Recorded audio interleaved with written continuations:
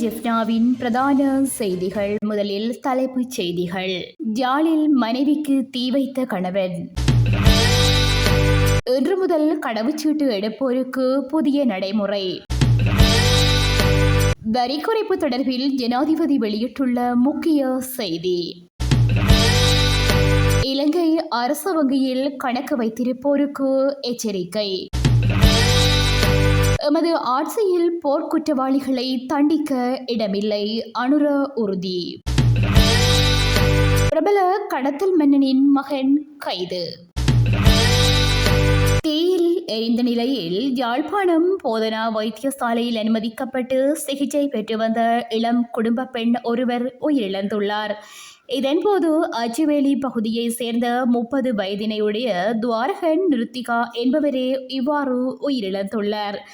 குறித்த குடும்ப பெண் கடந்த 25ஆம் திகதி தீயில் எரிந்த நிலையில் அச்சுவேலி பிரதேச வைத்தியசாலையில் அனுமதிக்கப்பட்டு அங்கிருந்து மேலதிக சிகிச்சைக்காக யாழ்ப்பாணம் போதனா வைத்தியசாலைக்கு மாற்றப்பட்டு யாழ்ப்பாணம் போதனா வைத்தியசாலையில் சிகிச்சை பெற்று வந்துள்ளார். இந்நிலையில் அவர் நேற்றைய தினம் சிகிச்சை பலனின்றி உயிரிழந்துள்ளார். இதேவேளை குறித்த பெண்ணுக்கு அவரது கணவனே தீ வைத்ததாக உயிரிழந்த பெண்ணின் உறவினர்கள் குற்றம் சாட்டியுள்ளனர்.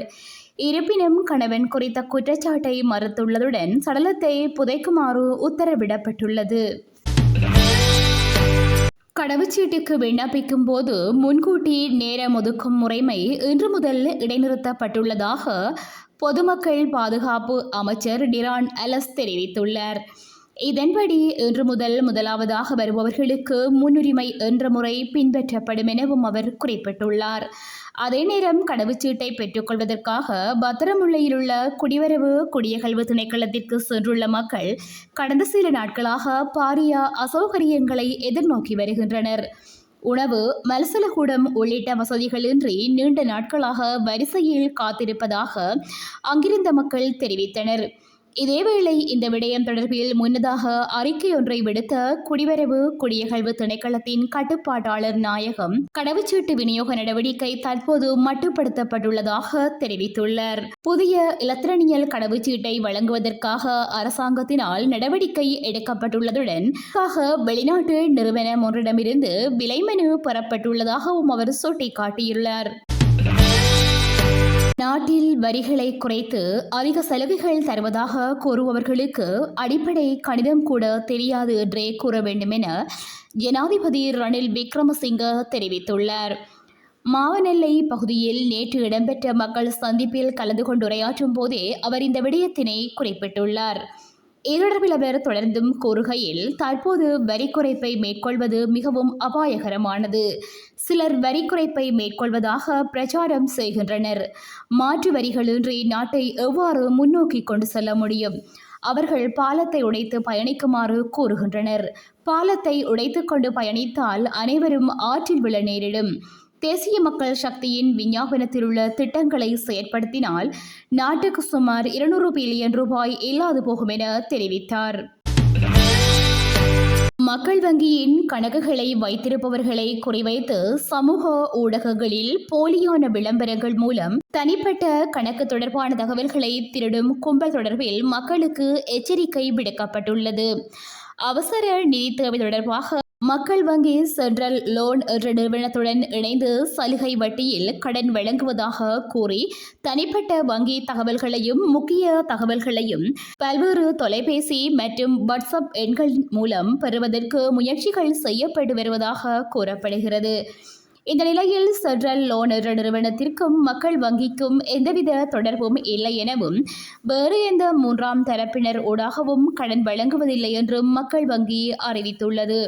அதோடு கணக்கு எண்கள், வங்கி அட்டை எண்கள், பின் எண்கள், OTP எண்கள் போன்றவற்றை அல்லது நிகழ்நிலை பரிவர்த்தனைகள் தொடர்பான தகவல்களை இதுபோன்ற மோசடி தரப்பினருடன் பகிர்ந்து கொள்வதை தவிர்க்குமாறு அனைத்து வாடிக்கையாளர்களையும் மக்கள் வங்கி கேட்டுக்கொண்டுள்ளது. போர்க்குற்றங்கள் தொடர்பாக குற்றம் சாட்டப்பட்ட எவரையும் தண்டிக்க தனது அரசாங்கம் முயலாது என்று தேசிய மக்கள் சக்தியின் தலைவர் அனுரகுமார திசாநாயக்க கூறியுள்ளார். அதற்கு பதிலாக மனித உரிமை மீறல்கள் என கூறப்படும் குற்றங்களை விசாரிப்பதில் கவனம் செலுத்துவோம் என அவர் குறிப்பிட்டுள்ளார். சர்வதேச ஊடகம் ஒன்றுக்கு வழங்கிய செவ்வியில் அனுரகுமார திசாநாயக்க இந்த விடயத்தை குறிப்பிட்டுள்ளார்.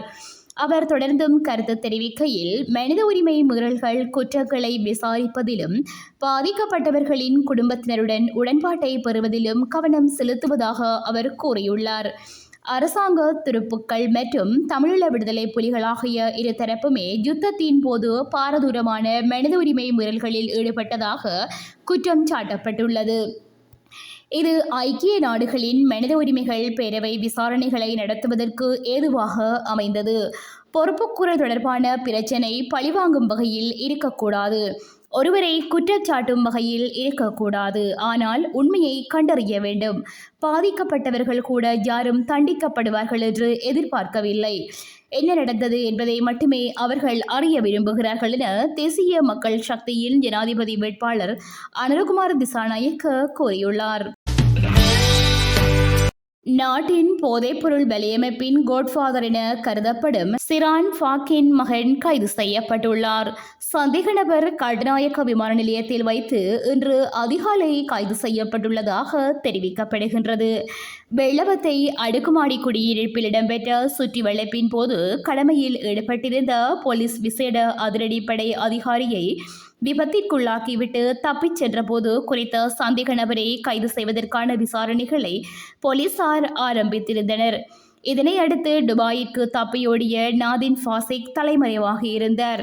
இந்நிலையில் இன்று அதிகாலை நாடு திரும்பிய போது கட்டுநாயக்க விமான நிலையத்தில் வைத்து கைது செய்யப்பட்டுள்ளார். இத்துடன் செய்திகள் நிறைவடைகின்றன. மேலதிக செய்திகளை www.todayjefna.com என்ற எமது இணையதளத்தில் பார்வையிடலாம்.